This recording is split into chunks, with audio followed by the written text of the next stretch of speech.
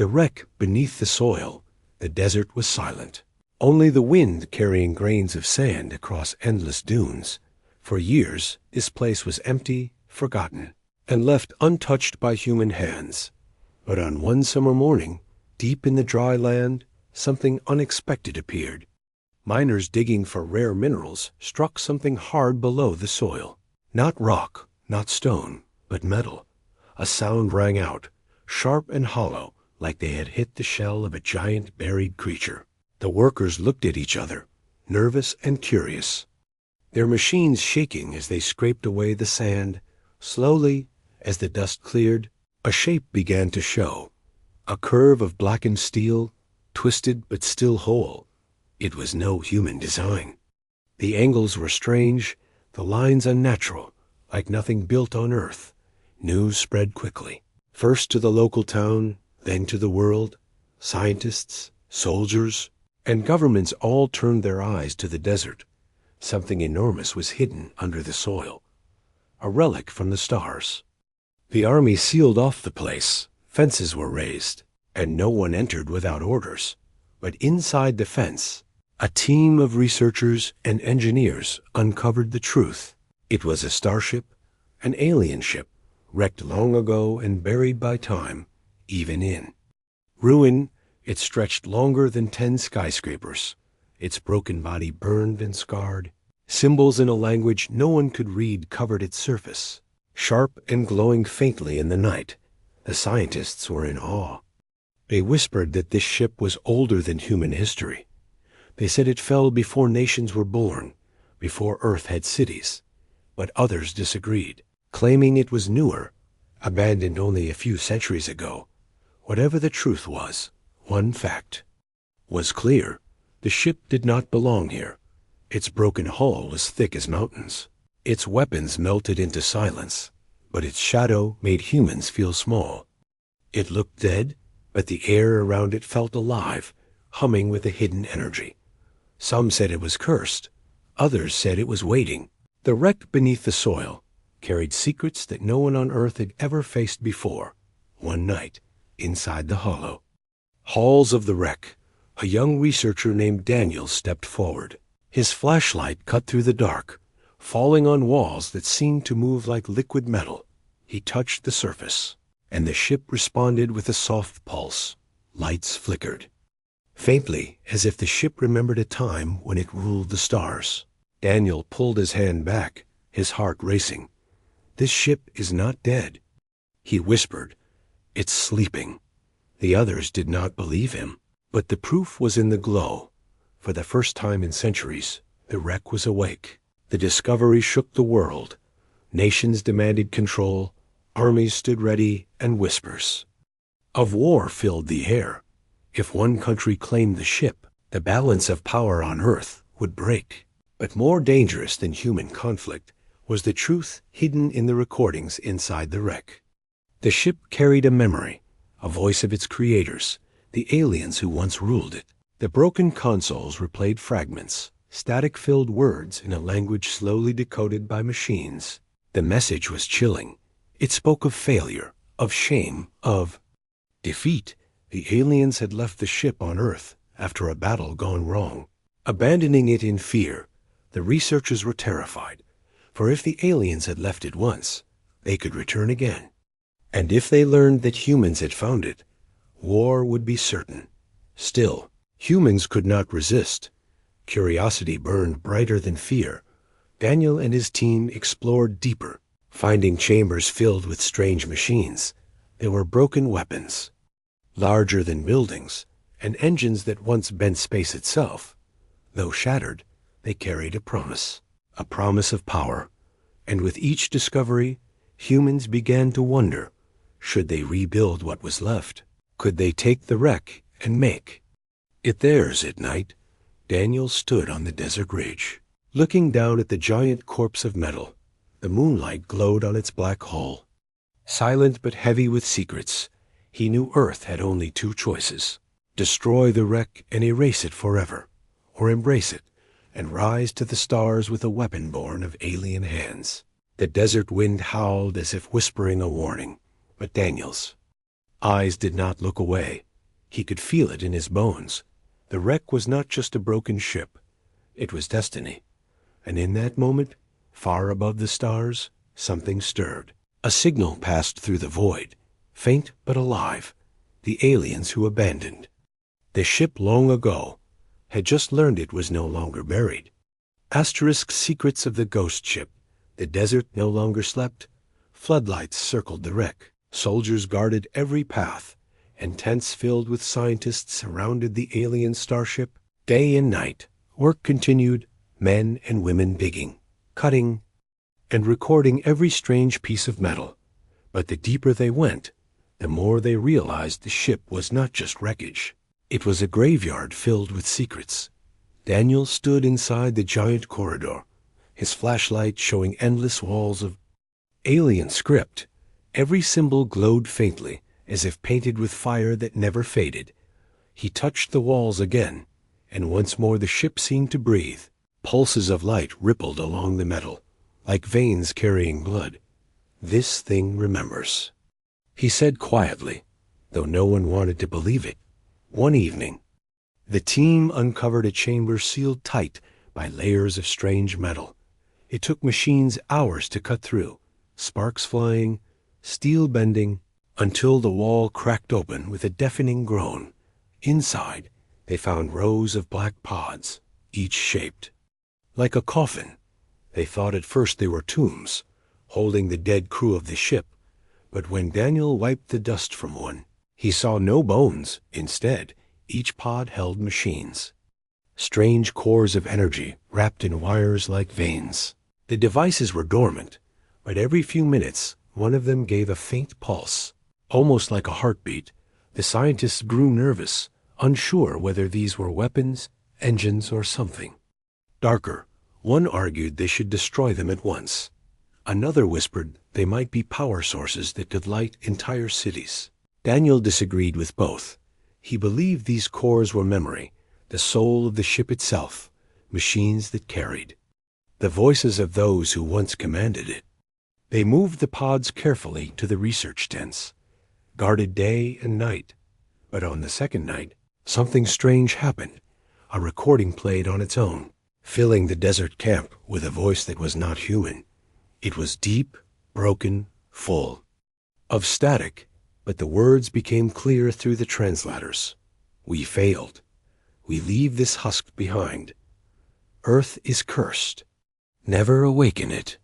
The camp fell into silence, every man and woman frozen in fear. The aliens had abandoned the ship not because it was broken, but because they feared this planet itself. Rumors spread like fire. Soldiers whispered about ghosts. Engineers spoke of curses, and some swore they saw shadows moving in the corridors at night. Daniel tried to calm them, but even he felt a strange pressure whenever he entered the bridge. It was as if invisible eyes followed him, watching, waiting. Still, he could not stop. He believed the ship was offering him something, a chance, a test. He had to know more. Deeper inside the wreck, the team uncovered the bridge. Massive chairs of black stone sat in a half-circle, facing broken screens and shattered controls. When Daniel touched the main console, the lights came alive. Strange alien symbols floated in the air, moving like fireflies, rearranging themselves into patterns one by one. The machines translated them into human language. The words appeared on the screen. "This ship remembers defeat." The scientists gasped, but Daniel only leaned closer. The ship was not silent anymore. It was speaking. It showed them fractured memories, holograms of alien warriors screaming as the ship crashed through fire. They saw a battle in the stars, fleets of light clashing, and then silence as the ship fell to earth. The aliens abandoned it not out of mercy, but out of shame. They left their failure buried in the sand, hoping no one would ever awaken it. But humans were not like them. Where the aliens saw defeat, humans saw opportunity. Daniel stood before the glowing console and whispered, "We can rebuild you."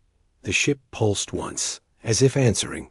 From that night on, the wreck was no longer just alien. Piece by piece, it was becoming something else, something new. The governments of Earth gathered in secret meetings. Some wanted to destroy the wreck before it cursed humanity. Others wanted to hide it forever, but a powerful few demanded to rebuild it. If the aliens fear it, they said, then it belongs to us. The decision was made, not with words, but with action. Engineers were ordered to study every system, every weapon, every broken piece Earth had chosen. The desert camp changed. What was once a place of fear became a place of ambition. Work doubled, machines roared, day and night, and humans pushed deeper into the wreck's bones. Still, Daniel felt unease. Each time the ship pulsed, he wondered if it truly obeyed, or if it was waiting for something else. He remembered the alien's broken voice in the recording. Earth is cursed. Never awaken it. But Earth had already made its choice. As the second month passed, the ship's engines hummed faintly for the first time in centuries. The ground shook, the desert winds screamed, and the stars above seemed to flicker. Daniel stood on the bridge. Staring at the lights that now glowed brighter, he felt pride, fear, and a fire in his chest. The wreck was waking, and somewhere in the void, the ones who left it behind felt it too. Humanity's choice, the desert had become the heart of the world. Every news channel spoke of the alien wreck. Every leader demanded updates. And every soldier knew something larger than life was happening beneath the sand. But no one agreed on what should be done. The ship was not just broken metal anymore. It was alive, and it was dangerous. In the meeting rooms of great powers, voices clashed. Some leaders slammed their fists and cried, "Destroy it before it destroys us." Others leaned forward with cold eyes and said, "No, this is a gift. We will rebuild it, and Earth will never bow to aliens again." Scientists warned of unknown risks. Priests whispered of curses, and generals only thought of war. The wreck had divided humanity, and yet united them in fear. Daniel sat quietly in one of the briefings, his hands shaking as he listened. He was no politician, no soldier, only a researcher, but he had touched the ship. He had seen its memories. He knew it was not a simple relic. He stood and spoke, his voice calm but strong. This ship was left here because its owners were afraid of us, not because it was useless. If we destroy it, we throw away our future. If we rebuild it, we claim our place among the stars. The room fell silent, his words hanging heavy in the air. Outside the fences, the world trembled. Nations threatened war with each other over who would control the wreck. Fleets moved across oceans, planes circled skies, and soldiers dug trenches in the desert. It seemed Earth itself might fall into chaos before the ship even rose again. But then something happened that silenced every argument. A signal came from the stars. It was not human. It was alien. A warning and a threat wrapped together. Leave the husk untouched. The voice boomed through translators. Or your world will burn. The room of leaders shook with fear. Some wanted to surrender at once. Others wanted to beg for peace. But Daniel's eyes burned with fire. Do you not see? He shouted.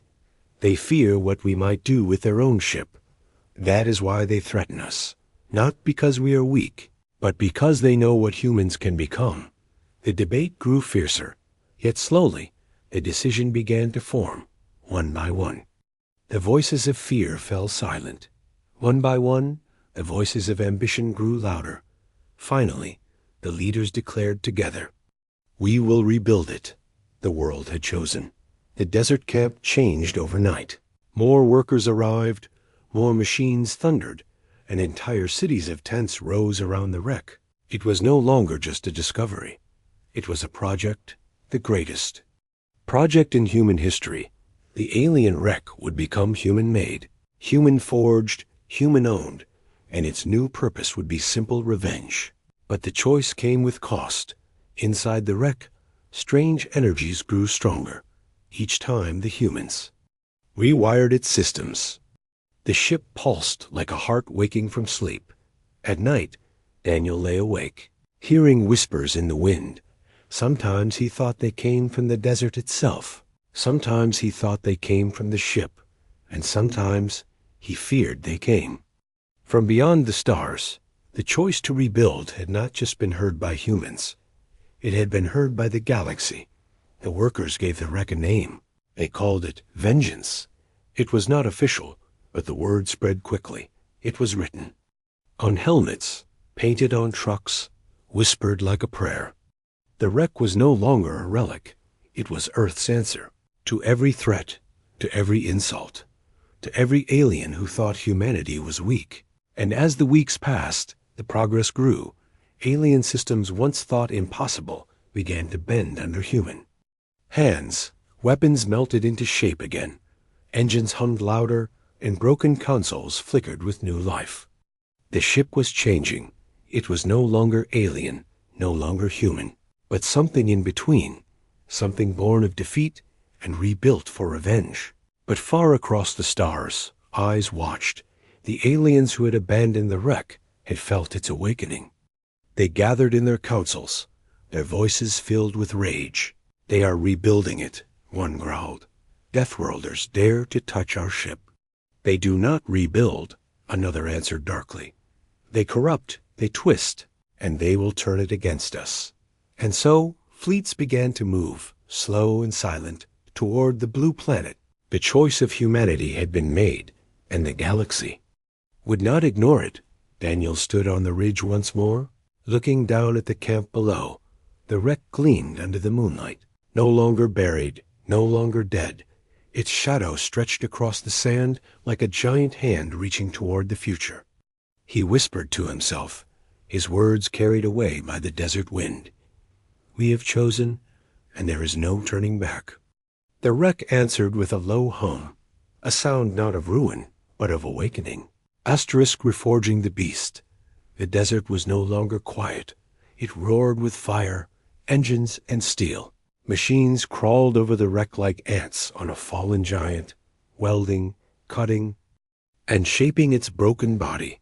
Human hands, once weak before alien power, now guided sparks and flame to rebuild what was left behind. The camp had grown into a fortress. Walls of steel and sandbags surrounded the ship. Guarded by soldiers carrying rifles day and night, factories were built nearby, their chimneys spitting smoke into the sky, forging parts that could never have been made before. Every nation had sent their brightest minds, every engineer, every pilot, every scientist. Together, they worked not as rivals, but as one, for the wreck was no longer just a ship. It was Earth's hope and Earth's revenge. Inside the wreck, Daniel walked the halls that once felt haunted. Now they echoed with the sounds of drills, footsteps, and human voices. The fear of ghosts was gone, replaced by determination. Panels were ripped apart and replaced with human steel. Wires twisted into new designs. The alien consoles no longer glowed alone. They glowed side by side with human-made screens. The ship was learning, adapting, merging with its new masters. Still, the work was not easy. Every day something strange happened. Machines would short out for no reason, sparks flying as if the ship itself resisted. Doors sealed suddenly, trapping workers inside until Daniel calmed the systems.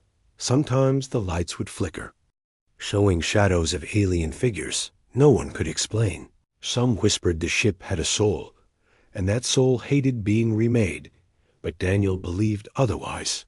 He thought the ship was testing them, waiting to see if humanity was strong enough to claim it. The hardest part was the engine. It sat deep inside the belly of the wreck, silent and broken, a core that once bent space itself. Scientists studied it for weeks, but every attempt to restart it ended in failure. One night, exhausted, Daniel touched the engine with his bare hand. It pulsed faintly, like a weak heart, and in that moment he understood. The engine did not need alien hands. It needed human will. So he ordered the team to rebuild it not as it was, but as it could be.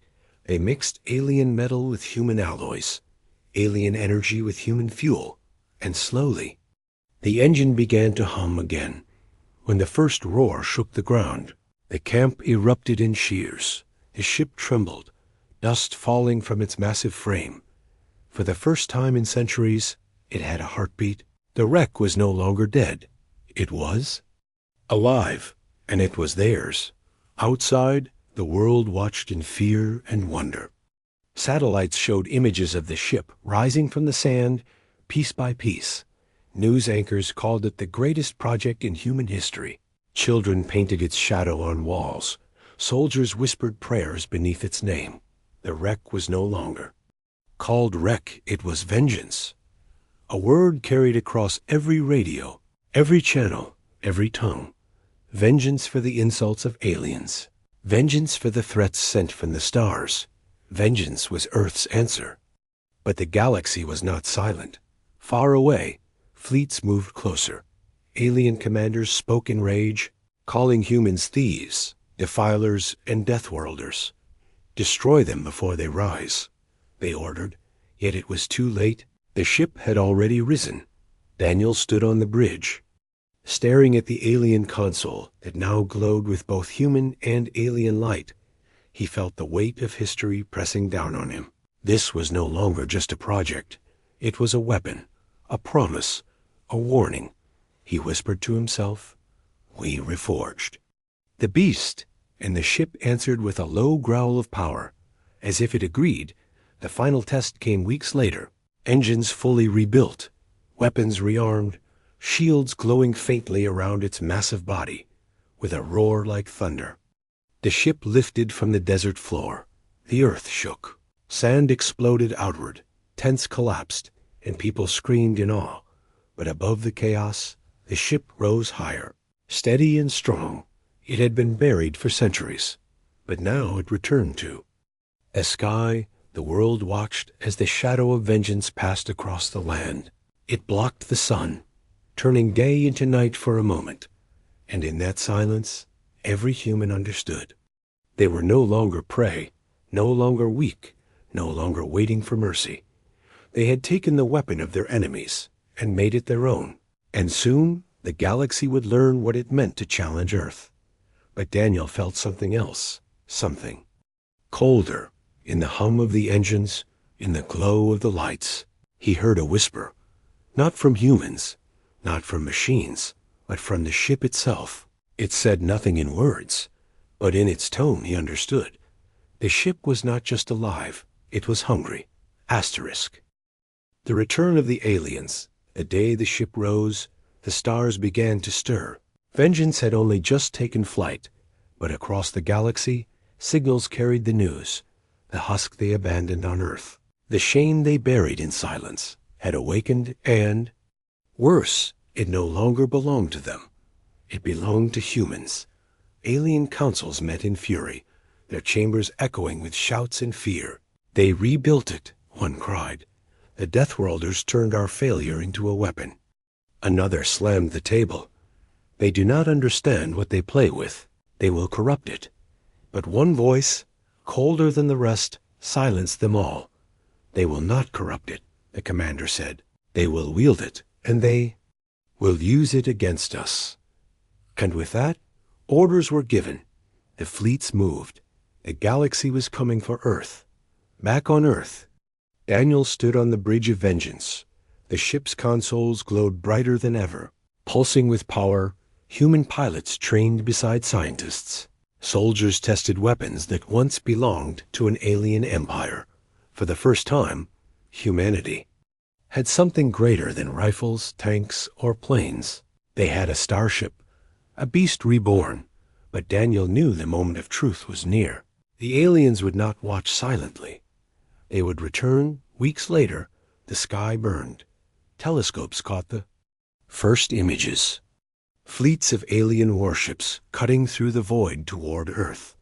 Thousands of ships, glowing like fireflies, surrounding the planet in silence. The people of Earth trembled, watching the skies. But in the desert, where the wreck had risen, the answer waited. Vengeance stood ready, its engines roaring, its weapons alive. The alien commander sent the first message. It echoed across every human channel. cold and sharp. Humans, surrender the husk, destroy what you have made, or face extinction. Silence followed, broken only by the hum of the ship. Daniel looked at the human generals, waiting for their reply, but no words came. Instead, vengeance itself answered.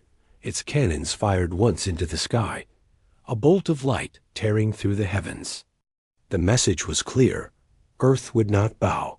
The alien fleets descended, covering the stars with their numbers. The ground shook as their ships broke through atmosphere. But the humans did not run. They did not hide. Inside vengeance, every soldier stood tall, every engineer at their post. Daniel whispered as the first alien ship loomed close. "Let them see what we've become." The battle began with fire. Alien warships fired beams that split the sky, turning clouds to ash, but vengeance moved with power they did not expect. Its rebuilt engines roared, pushing it faster than the aliens thought possible. Its weapons, once melted and broken, now struck with precision. One alien cruiser exploded in flames, its debris scattering like falling stars. The humans cheered. The galaxy watched. Vengeance was not weak. It was stronger than before. Panic spread through the alien ranks. How is this possible? One cried, "It was a ruin." They reforged it. Another shouted, "They improved it." And as ship after ship fell, the truth became undeniable. Humans had not only rebuilt the wreck, they had made it something greater than its creators ever dared. But the battle was not easy. For every alien ship destroyed, another descended. The sky was a storm of fire, earth trembling under the clash of weapons. Daniel gripped the console, sweat on his brow. He felt the ship hum beneath his hands, alive, hungry, eager for more, and he realized something terrifying. The ship was fighting with him, not just as a machine, but as a will. It wanted this war. Hours passed, and the battlefield was a graveyard of fire and smoke, but the tide was turning. The alien flagship approached, massive and glowing, its weapons charged, ready to burn Earth to ash. Inside, the alien commander sneered. "You will learn what it means to defy us." But on the bridge of vengeance, Daniel whispered back, "No, you will learn what it means to defy humans." The two giants clashed, weapons shaking the heavens. Alien beams cut across Vengeance's shields, but the ship held. Human cannons roared, striking deep into the enemy hull. And then, with one final strike, the alien flagship burst into flames. The commander's last words were silence.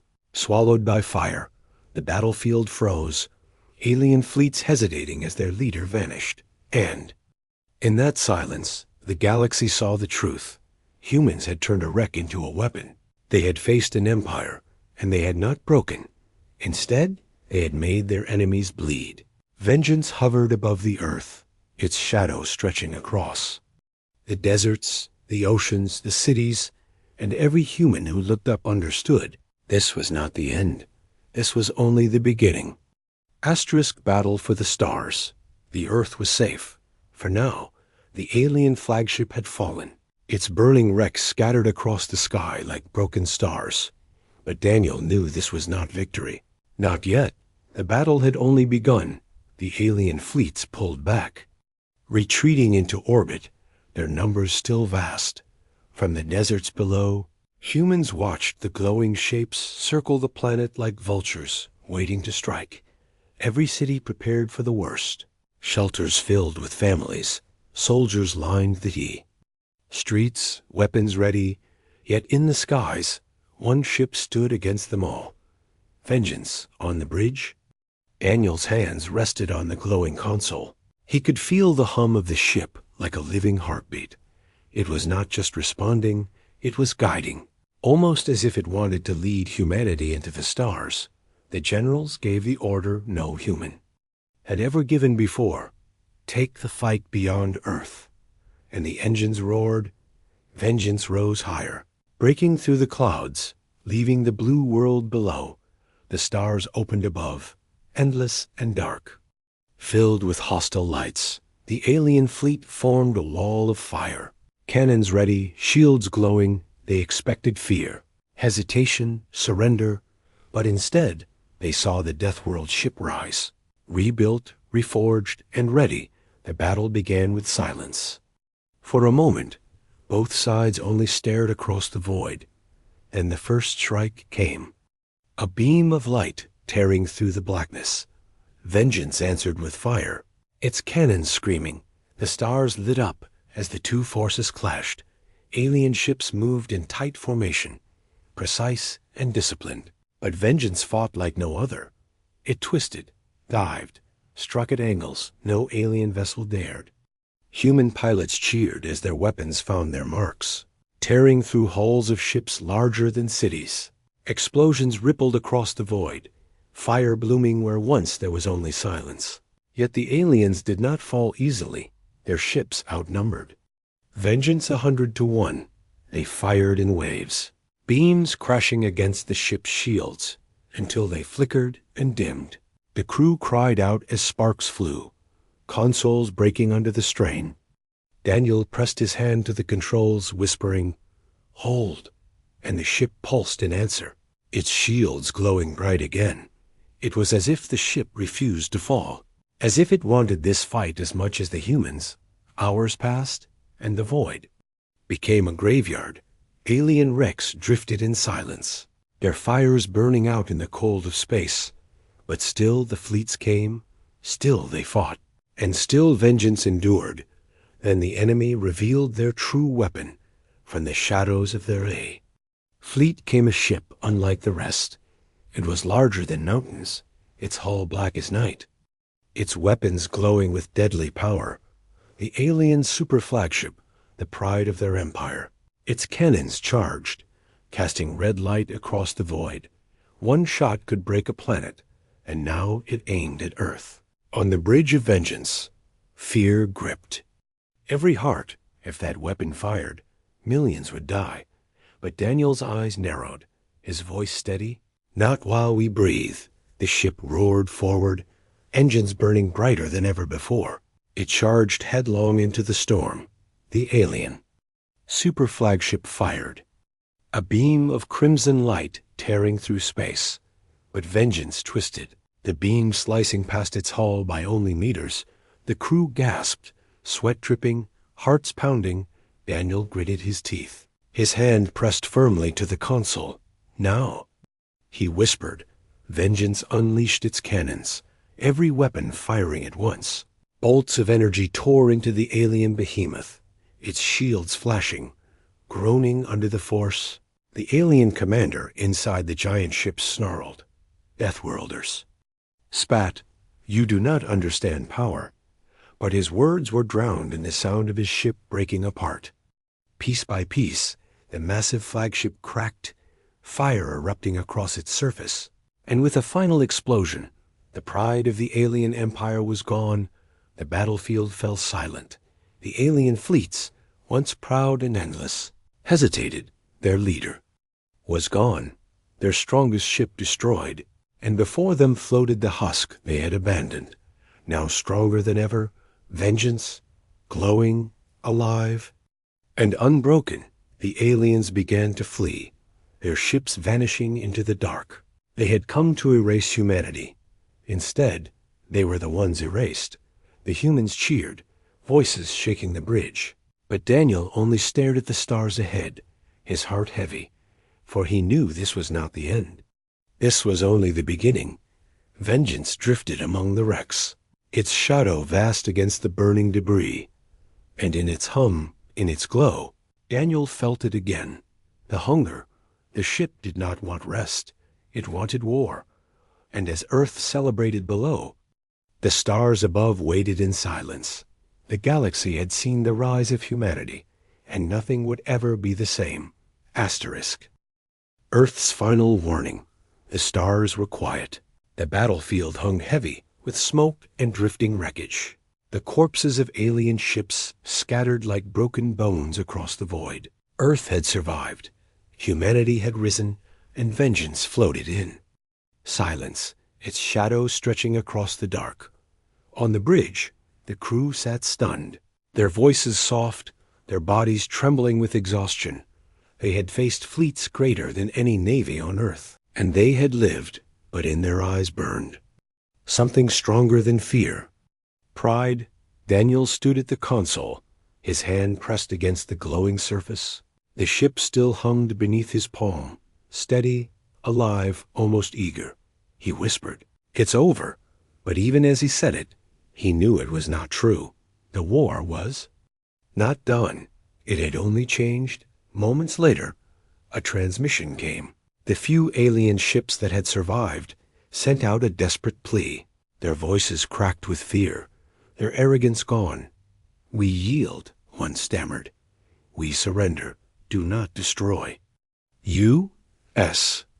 The crew looked at each other, unsure. Human history had been filled with wars where mercy was given.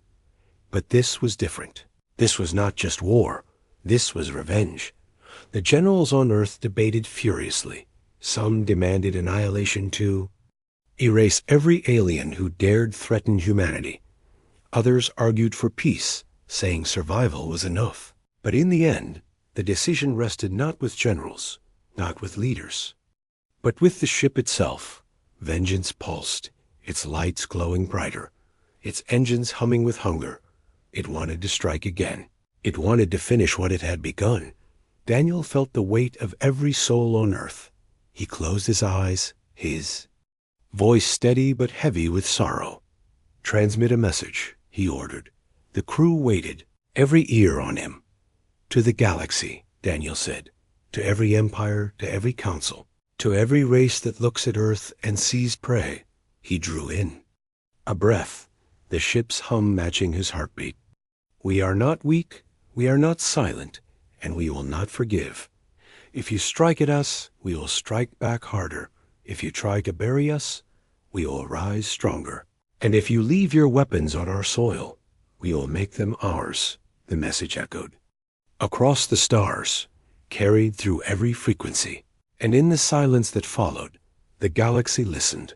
Every alien race that had once mocked humanity, once called them fragile, once called them deathworlders, now felt fear, for Earth had spoken. And the voice was not of a victim, it was of a predator. Back on the bridge, Daniel turned to the crew. Their eyes were wide, their faces pale, but their hearts were steady. They had fought, they had endured, and now they were legends. The first humans to take the stars in a ship that was never meant for them. The first to wield alien fire as their own. The first to show the galaxy the cost of underestimating Earth. Vengeance drifted closer to Earth, its shadow falling across the blue planet. Children looked up from the streets, pointing, cheering. Soldiers saluted. Mothers wept with relief. And for the first time in history, the world was united not in fear, but in power. Yet Daniel's eyes did not rest on Earth. He looked to the stars beyond, the endless dark waiting. He knew the aliens would not forget. He knew vengeance had not ended the war. It had only begun. The next chapter, but he also knew this. Humanity had crossed a line that could never be erased. They were no longer bound to Earth. They had entered the stars with fire in their hands. As the ship descended into orbit, Daniel whispered one final thought. "Never again will we kneel." The ship pulsed in answer, as if it agreed. It was no longer a husk, no longer abandoned, no longer alien. It was human, and it carried Earth's final warning, a warning the galaxy would never forget. Asterisk.